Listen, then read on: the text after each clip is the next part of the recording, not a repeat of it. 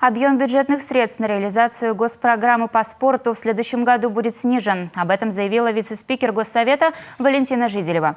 В связи с этим накануне традиционных бюджетных слушаний она инициировала встречу депутатов с новым министром спорта Коми Виталием Савиловым.